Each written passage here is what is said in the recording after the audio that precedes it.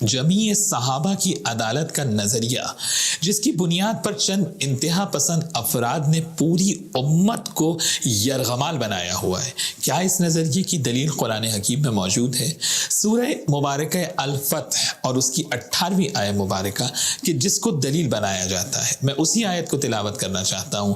لَقَدْ رَضِيَ اللَّهُ عَنِ الْمُؤْمِنِينَ إِذْ يُبَايِعُونَكَ تَحْتَ الشَّجَرَةِ فَعَلِمَ مَا فِي قُلُوبِهِمْ فَأَنزَلَ السَّكِينَةَ عَلَيْهِمْ وَأَثَابَهُمْ فَتْحًا قَرِيبًا۔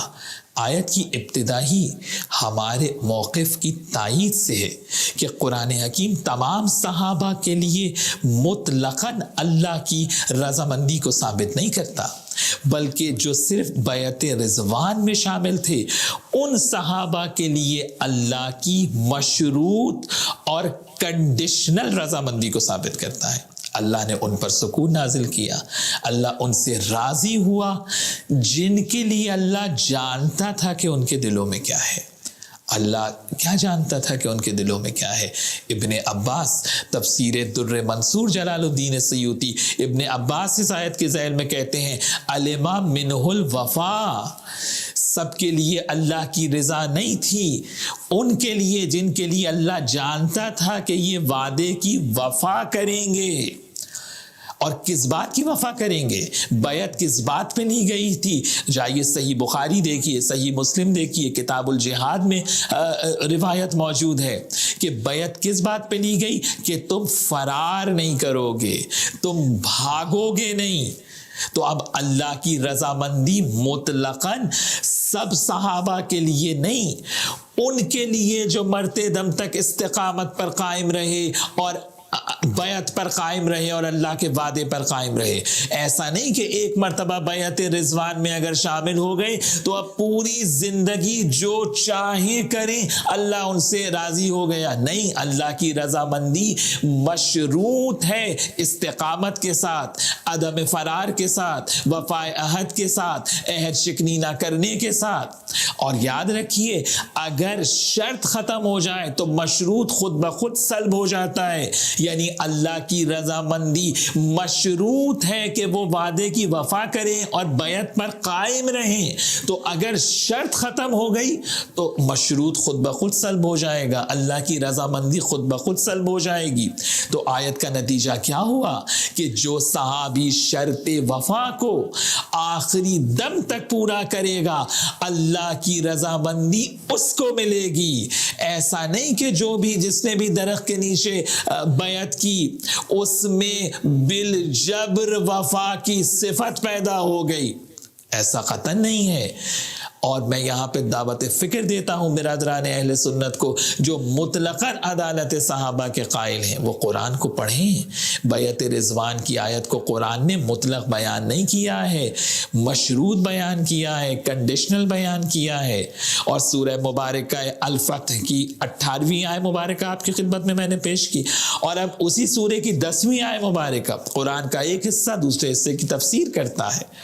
10ویں آیت مبارکہ میں بھی بیعت رضوان کا تذکرہ ہے کہ پروردگار عالم ارشاد فرما رہا ہے کہ ان الذین یبایعونک انما یبایعون اللہ ید اللہ فوق ایدیہم فمن نکث فانما ینکث علی نفسہ ومن اوفى بما عاہد علیہ اللہ فسیؤتیہ اجرا عظیما۔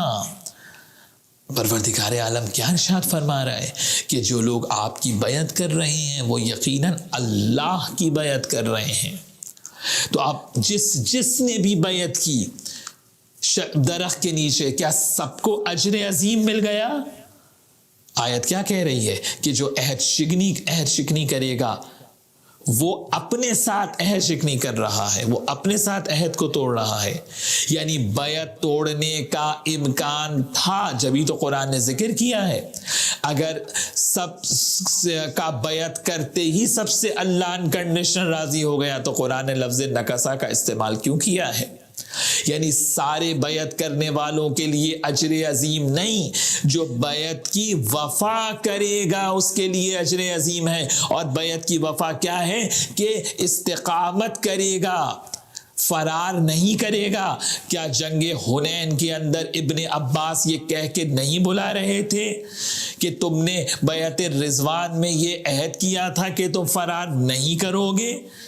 تو یہاں پر ہم نہ کسی کی توہین کرنا چاہتے ہیں، نہ کسی کی تکفیر کرنا چاہتے ہیں، نہ کسی کی دل آزاری کرنا چاہتے ہیں، صرف اور صرف ہمارا مدعا کل اتنا ہے کہ مطلقاً جو عدالت صحابہ کا نظریہ ہے یہ صریحاً خلاف قرآن ہے۔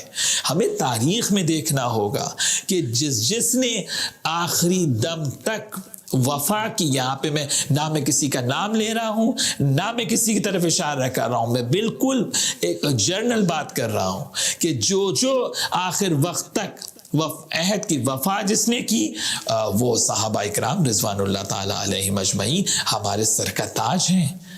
ہم ان کا احترام کرتے ہیں، ہم سے زیادہ ان صحابہ اکرام کا احترام کون کرے گا؟ لیکن جنہوں نے عہد شکنی کی، یہ نص قرآن ہے، زبردستی ہم سے ان کا احترام نہ کرایا جائے۔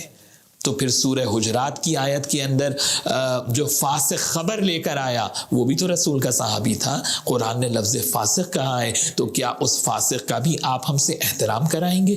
یعنی ایک مفروضہ آپ قائم کرتے ہیں، اس مفروضے کو آپ امت پر امپلیمنٹ کرتے ہیں، اور پھر آپ کا مطالبہ یہ ہے کہ جو آپ کی اس بات کو نہ مانے آپ اس کی گردن اڑا دیں گے، آپ اس کے کفر کا فتویٰ دیں گے۔ تو میں برادران اہل سنت کو دعوت فکر دیتا ہوں کہ اس پہ غور و فکر کریں اور اتنا تحمل پیدا کریں اپنے اندر کہ ان باتوں کو آپس میں ڈسکس کریں، اور ان باتوں پر جب مباحث ہوں تو علماء صبر اور تحمل کے ساتھ ان باتوں کو برداشت کریں۔ یقیناً ہمیں ہر چیز میں غور و فکر کرنا چاہیے، سمجھنا چاہیے، کیونکہ قرآن سمجھنے اور غور و فکر کرنے کا حکم دیتا ہے۔ اشہد ان امیر المؤمنین علی